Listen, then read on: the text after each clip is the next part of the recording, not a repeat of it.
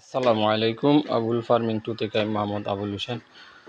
দেখেন চিনার হাঁসকে আপনারা কিভাবে রাখিবেন। এইভাবে রাখিলে আপনারা চিনার হাঁস অসুখ হবে না, অনেক সুস্থ সবল থাকবে।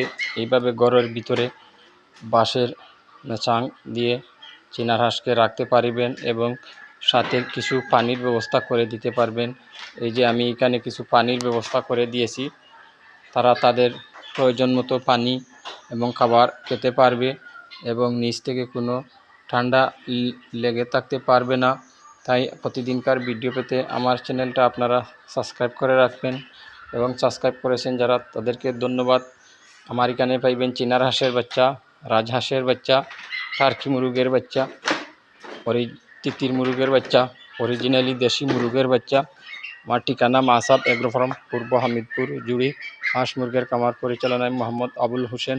আসসালামু আলাইকুম।